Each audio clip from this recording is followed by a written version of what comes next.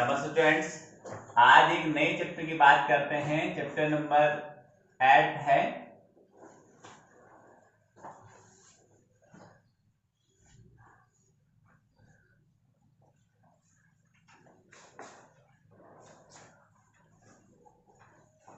Height and distance.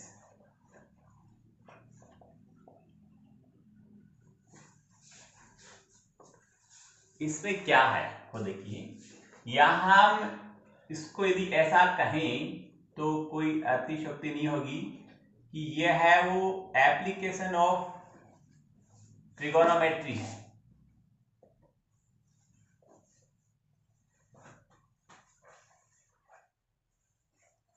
कैसे है sir? जैसे सपोज करो एक वाल है, दीवार है, इसके सहारे एक सीढ़ी यूं रखी गई है, एक लेडर है वो यूं रखा गया है। It make the angle of theta with base, वो बेस के साथ, आधार के साथ थीटा एंगल बनाता है। यहां से लेकर यहां तक इसका बेस हो गया, आधार से अपन बोलते हैं वो हो गया, और ये इसकी हाइट है, परपेंडिकुलर बोलते हैं इसको।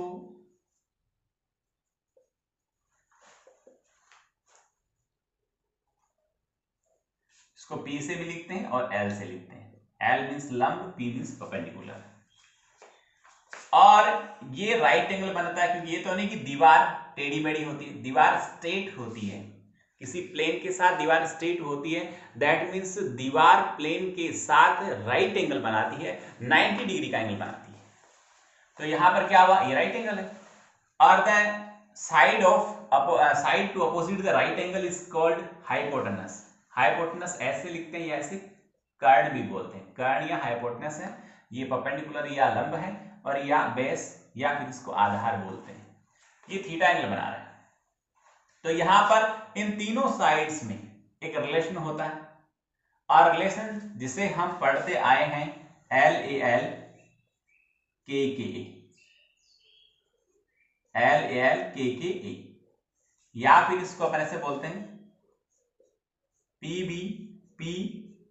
PHHB, पंडित बद्री प्रसाद हर हर बोल, लाल बट्टा कक्का। तो इसके अकॉर्डिंग हम क्या करते हैं, इस थीटा के रेस्पेक्ट में, थीटा के सापेक्ष हम तीनों साइड्स में रिलेशन मेंटेन कर सकते हैं, और इनमें से किसी भी एक साइड की लेंथ और ये थीटा मालूम हो तो रिमेनिंग जो 2 साइड्स हैं उनको अपन फाइंड आउट कर सकते हैं। जैसे हम बात करें स्टूडेंट्स यहां पर कि ये थीटा एंगल है, जो थीटा एंगल, जो एंगल यूज करते हैं उसकी अपोजिट साइड को हम परपेंडिकुलर कहते हैं या लंब कहते हैं। अपोजिट साइड को परपेंडिकुलर या लंब कहते हैं। यदि ये यूज करता मैं तो ये परपेंडिकुलर या लंब कहलाता, और ये यूज कर रहा हूं तो ये परपेंडिकुलर या लंब जिसे अपन कहते हैं वो है। और जिसके साथ में एंगल बनता है उसको बेस या आधार कहा जाता है, और जो बच गया वो हाइपोटेनस कर्ण होता ही।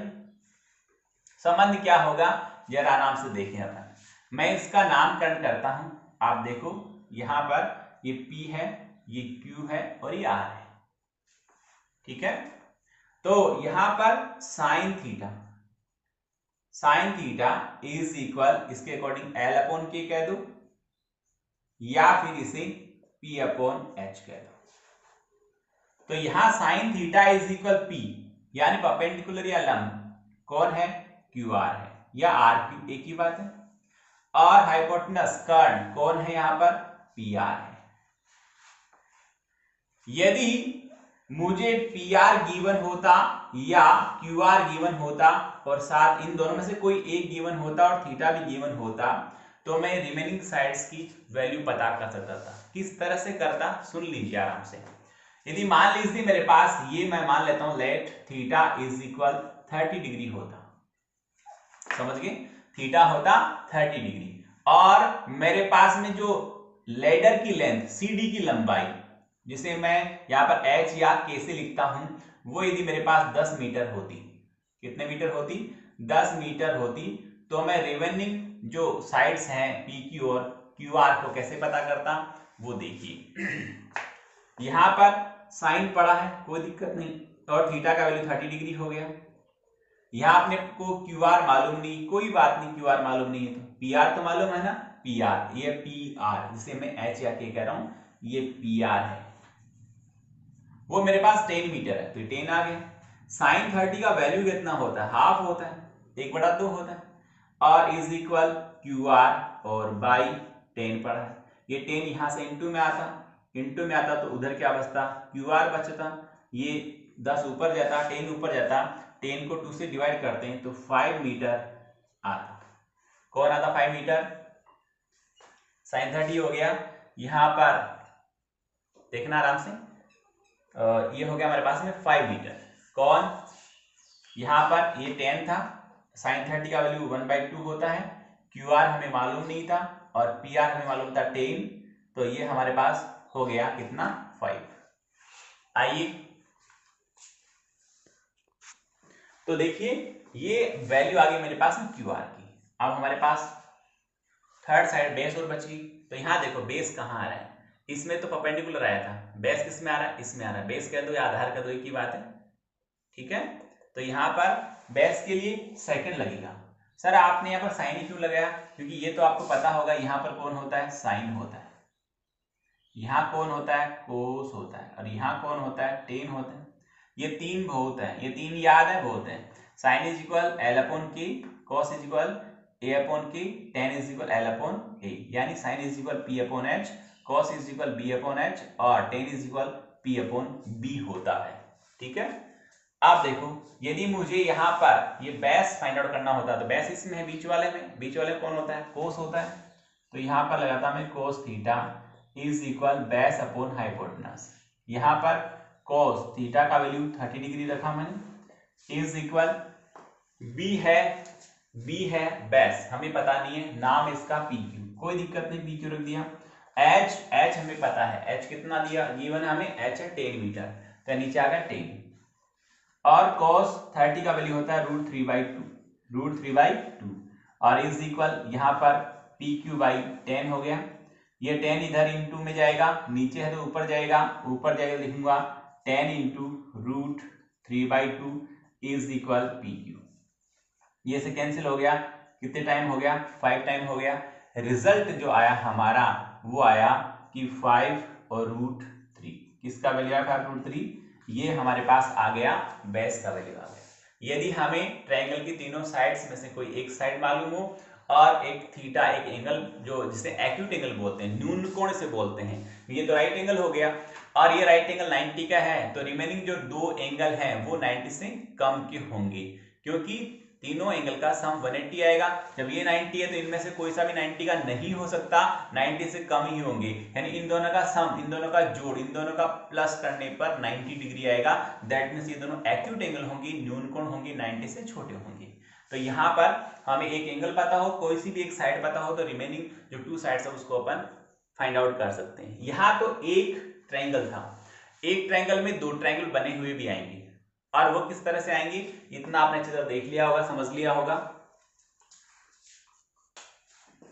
अब मैं आपको, ये तो था सिंगल ट्रायंगल बेस डाउट था, अब ऐसे ही डाउट आएंगे जिनमें डबल ट्रायंगल बनेंगे। ये बेस कौन है, हाइपोटेनस कौन है, कौन सा हमें फॉर्मूला लगाना है, ये तो मैंने आपको बता दिया है। अब मैं कुछ अलग से डाउट लेता हूं। यहाँ पर हमारा चैप्टर नंबर 8 था हाइट एंड डिस्टेंस,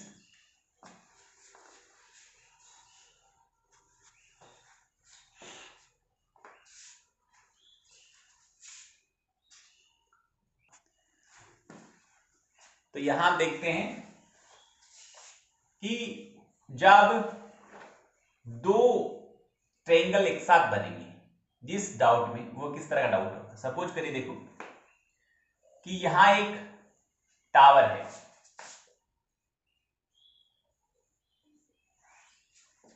इसकी हाइट कितनी है हमें नहीं पता, यहां एक स्टूडेंट खड़ा है, यहां एक स्टूडेंट खड़ा है जो इसके टॉप को देखता है, तो उसे एंगल जो प्राप्त होता है वो है 30 डिग्री। समझ में आ गया? नंबर यहां जो एंगल है वो है 30 डिग्री। वो थोड़ी देर बाद चलकर उसके थोड़ा नजदीक पहुंचता है, फिर जाकर उस टॉप को देखता है वहां से, तो एंगल आया उसके पास 60 डिग्री। आपको पता है जैसे पास जाएंगे तो बेस तो होगा कम और एंगल बढ़ेगा, जैसे जैसे पास जाते हैं बेस होता है कम और एंगल बढ़ता जाता है। जैसे हम जाकर इसके यहां खड़े हो जाएंगे, एंगल 90 का हो जाएगा, बेस 0 हो जाएगा। यदि हम यहां से दूर जाते हैं तो बेस बढ़ता है और एंगल कम होता है। ठीक है, मैं कहता हूं कि वो मीनार की तरफ, टावर की तरफ, मीनार कह दो टावर कह दो, टावर की तरफ 20 मीटर चला और फिर जाकर उसने देखा तो एंगल 60 डिग्री है। तो अब बताओ मीनार की हाइट कितनी है? मैंने इसको h मीटर लिया है, ये जो यहां पर अभी भी फासला बच गया, गैप बच गया, उसको मैं x मीटर ले लेता हूं और इसका a b इसको c नाम देता हूं, इसको d नाम देता हूं। यहां दो राइट एंगल ट्राइंगल है, एक का ACD और दूसरा BCD। केवल राइट एंगल ट्राइंगल पर ही ट्रिग्नोमेट्रिकल फंक्शन अप्लाई होते हैं। आप यहां पर ट्राइंगल उठाना चाहो ABD तो इस पर आप ट्रिग्नोमेट्रिकल रेशियो अप्लाई नहीं कर सकते। इसमें एक एंगल 90 का बनाना जरूरी है ट्राइंगल। तो यहां पर हमने ये लिया है ACD और BCD। तो एट फर्स्ट में क्या कहूंगा कि यहां पर इन राइट एंगल ट्राइंगल, तो राइट एंगल RT का मतलब होता है राइट एंगल ट्राइंगल, और नाम है उसका ACD। और ACD में क्या है जरा देखना, ये पूरा बेस है, बेस कितना होगा 20 + x, गौर से देखना सब लोग, इसका बेस आधार जिसे बोलते हैं तो वो 20 + x है। और एंगल कौन सा काम में आएगा? बड़ा बेस है तो ये वाला एंगल काम में आएगा, बड़ा बेस है छोटा एंगल काम में आएगा, छोटा बेस है बड़ा एंगल काम में आएगा। तो एंगल हो गया 30 डिग्री, हाइट हो गया h। तो आप लिखेंगे यहां पर, यहां लगेगा tan थीटा। सर आपको कैसे पता चला tan ही लगेगा? आपने साइन कोस देखा ही नहीं, सब कुछ सोचा ही नहीं। मैंने इसलिए नहीं देखा, मैंने इसलिए नहीं सोचा कि 101% जहां दो ट्रायंगल बनते हैं 101% वहां tan का रेशियो ही अप्लाई होता है। तो आप इसको ध्यान में रखेंगे कि जहां दो ट्रायंगल बन रहे हैं वहां tan का रेशियो ही अप्लाई होता है, मोस्टली 100%। तो यहां पर देखिए आप tan इक्वल, यहां है tan इक्वल L/A यानी लंब बटे आधार, या फिर इसे बोलते हैं परपेंडिकुलर अपॉन बेस। तो यहाँ पर परपेंडिकुलर लंब कितना है? h है, तो मैंने h लगा दी यहाँ पर। और ये कितना है हमारे पास में? 20 + x है, तो ये 20 + x हो गया। यहाँ थीटा की वैल्यू रखता हूं मैं, और tan 30 डिग्री हो गया इज इक्वल h और बाई 20 + x है। इसकी वैल्यू होती है 1/√3, किसकी? tan 30 की, h बाई 20 + x। इसको क्रॉस मल्टीप्लाई करूंगा मैं तो मेरे पास रिजल्ट जो आएगा, रिजल्ट जो बनेगा वो क्या बनेगा? देखो, ये से मल्टीप्लाई हुआ, ये से मल्टीप्लाई, ये हो गया 20 + x is equal √3h। Equation number first. हमेशा ऐसा ही होगा, जब दो ट्रायंगल बनेंगे tan का रेशियो लगना है, और दो इक्वेशन बनेंगे फर्स्ट और सेकंड, दोनों इक्वेशन को हम सोल्व करेंगे और x और h जो भी अननोन वेरिएबल है उनकी वैल्यू हम फाइंड आउट करेंगे। ये फर्स्ट इक्वेशन आ चुका है, ये आपने देख लिया होगा, आपको याद भी होगा, इसको हटा रहा हूं मैं।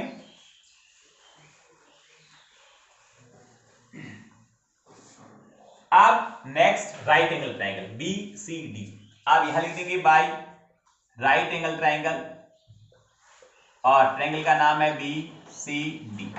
और BCD में क्या है जरा देखिए, थीटा है वो 60 डिग्री है, बेस है वो x है, हाइपोटेनस है वो h है।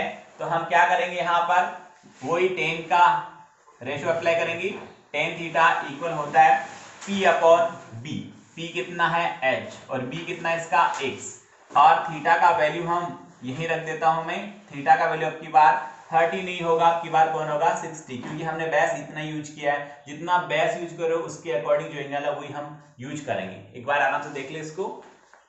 फिर tan 60 का वैल्यू √3 होता है इज इक्वल h/x पड़ा है यहाँ पर, इसको भी हम मल्टीप्लाई करें तो हमारे पास h इज इक्वल वैल्यू आ गई x√3 या 3√x, एक ही बात है। इक्वेशन नंबर सेकंड आ गया। इक्वेशन सेकंड से h का वैल्यू इक्वेशन फर्स्ट में रखेंगे। यहाँ पर इक्वेशन फर्स्ट ये रहा इस h की जगह √3 एज इट पड़ा रहेगा, h की जगह हम लिखेंगे x√3। तो यहां लिख देंगे by equation first. Equation first से हम क्या देखेंगे, जरा देखना है यहाँ पर क्या पढ़ा था, पहले 20 पढ़ा था, तो ये 20 हो गया प्लस x हो गया इज इक्वल, ये √3 ऑलरेडी पढ़ा था, √3 पढ़ा है, h का वैल्यू आएगा x√3, तो ये x√3 हो गया। रूट को रूट से मल्टीप्लाई करते हैं तो रूट का साइन रिमूव हो जाता है, तो यहाँ पर आ गया 20 प्लस x और इज इक्वल 3x। तो यहाँ पर ये x उधर जाएगा तो माइनस का हो जाएगा, 3x में से 1x सब्ट्रैक्ट होगा, माइनस होगा तो 2x आएगा। यहां देखिए ये हो गया हमारे पास में 2x और इज इक्वल इस तरफ बच गया 20, ये 20 x का वैल्यू आ गया 20/2 और is equal x is equal आ गया हमारे पास में 10 मीटर। ये समझ में आ गई बात इतनी, इसका वैल्यू आ गया, x का वैल्यू आ गया 10 मीटर, यानी अभी भी वो स्टूडेंट इस मीनार से, इस टावर से 10 मीटर दूर खड़ा है। हमें मीनार की हाइट चाहिए थी, तो h का वैल्यू पता करना है, तो यहां पर या यहां पर जहां भी आपकी इच्छा हो x का वैल्यू आप रख सकते हैं। तो यहां रख दें x का वैल्यू, डायरेक्ट यहां इजी होगा, h इज इक्वल x√10 है, x का वैल्यू कितना आ गया 10, तो यहां लिख दो आप बाय इक्वेशन सेकंड, और सेकंड में क्या है h इज इक्वल x का वैल्यू 10 है इंटू √3 पढ़ा था तो √3 लगा दिया मैंने, तो h का रिजल्ट आ गया 10√3 मीटर, यानी हाइट जो आ गई, मीनार की हाइट जो DC है वो यहां पर आ गई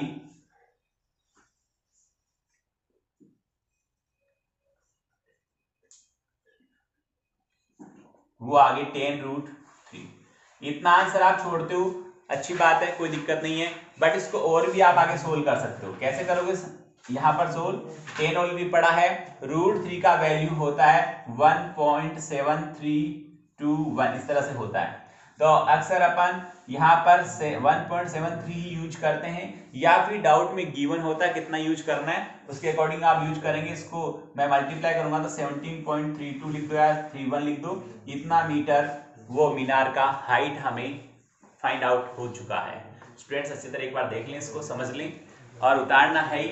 मैंने कहा है कि 9 दिसंबर से जितने भी डाउट हैं जो मैं बोर्ड पे करवाता हूं, वो सारे डाउट आप 101% neat and clean fair notebook, और वो नोटबुक अलग से डालेंगी और अच्छी साइज की वो शानदार नोटबुक होनी चाहिए। वो नोटबुक के सारे डाउट चेक होंगे, चेक होकर उसके आधार पर जो आपके 20 मार्क्स जाते हैं ईच सब्जेक्ट में, सब सब्जेक्ट में ऐसा करना आपको, ईच सब्जेक्ट में जो 20 मार्क्स जाते हैं वो 20 मार्क्स उसी बुक नोटबुक के आधार पे जाएंगे। तो अच्छी तरह से काम करें, नीट एंड क्लीन काम करें, वो नोटबुक चेक होकर स्कूल में जमा होगी और उसी अकॉर्डिंग उसमें से कितने नंबर आते हैं उतने नंबर आपके वहां 20 में से भेजे जाएंगे। इसलिए मेहनत करें, अच्छी तरह काम करें। एक और इसी से मिलता जुलता डाउट मैं आपको सोल्व करवाता हूं, और ऐसे डाउट जिसमें दो ट्रायंगल बनते हैं उनमें ये तो मैंने बताया दिया कि टेन थीटा या टेन का रिलेशन ही यूज होता है, और साथ ही साथ ये देखना है आपको कि जहां पर राइट एंगल बनता है, जिस ट्रायंगल में राइट एंगल इंक्लूड है वही हमें यूज करना है। और तीसरी सावधानी ये रखनी है कि हमें एक टेबल से जो वैल्यू रखनी है वो एक्यूरेट रखनी है, उसमें कोई दिक्कत नहीं होनी चाहिए। तो आप ये देखेंगे अभी कि जैसे मैं कहता हूं कि एक मकान है, एक यहां पर बिल्डिंग है, एक हाउस है, एक घर है, उसके ऊपर एक पानी की टंकी रखी, टैंक है यहां पानी का, और जमीन पर प्लेन पर खड़ा एक व्यक्ति एक बार इस मकान, इस घर के टॉप को देखता है तो उसको एंगल 45 मिलता है, और यही खड़े होकर एक बार इस वाटर टैंक के टॉप को देखता है तो उसे एंगल 60 डिग्री मिलता है। ठीक है, ये एंगल 60 डिग्री है और ये एंगल 45 डिग्री है।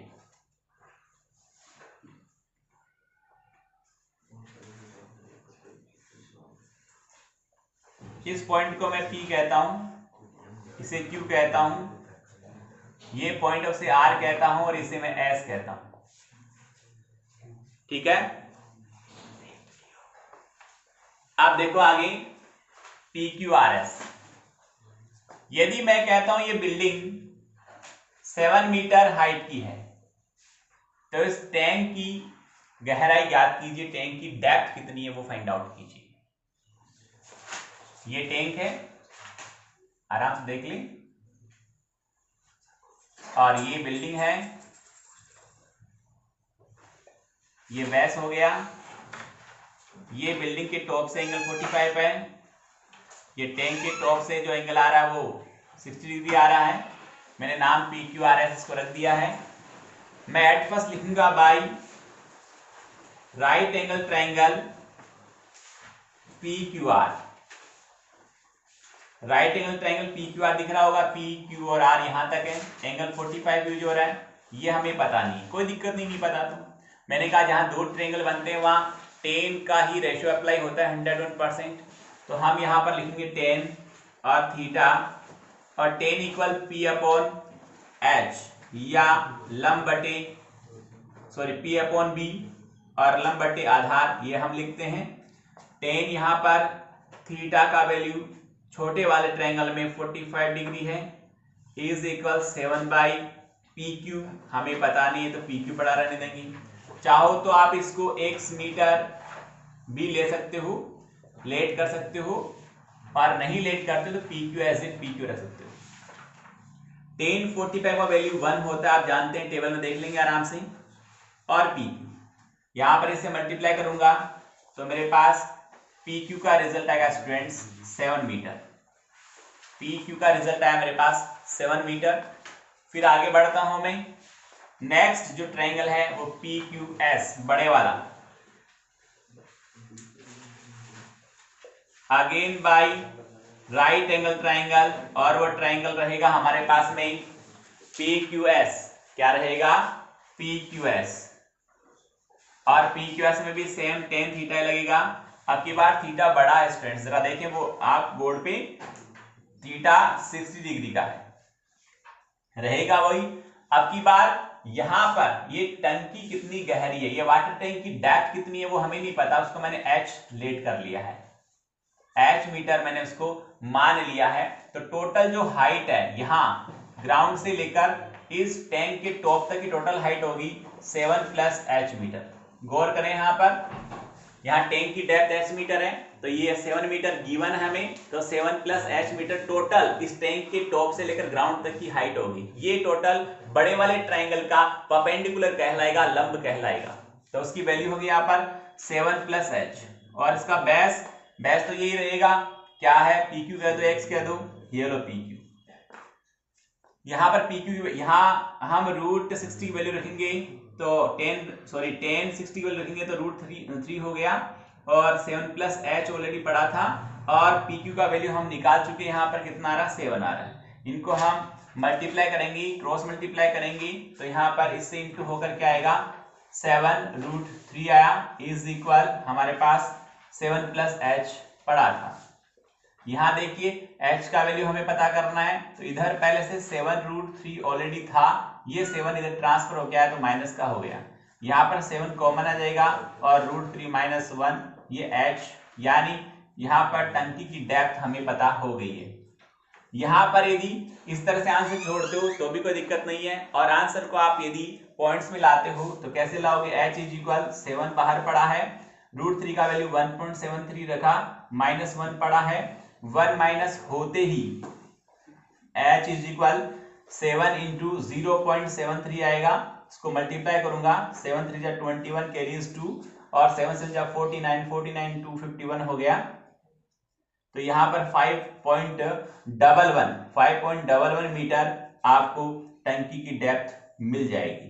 एक बार बोर्ड पे देख ले आराम से, यहाँ पर टंकी हो सकती है, यहाँ पर कोई पाइप लगा हुआ हो सकता है, यहाँ पर ये हो सकता है कि साहब पहले बिल्डिंग एक बन रही है, कंस्ट्रक्शन, अंडर कंस्ट्रक्शन में बिल्डिंग है, अभी जितनी बन चुकी है उसका एंगल 45 है, बताओ उसे और कितना ऊपर बनाया जाए बिल्डिंग को कि एंगल कितना हो जाए, 60 हो जाए, इस तरह का डाउट भी आता है। एक बार इसको आराम से देखें, समझें, और इसे उतारना है, फेयर नोटबुक में करना ही करना काम अच्छी तरह से।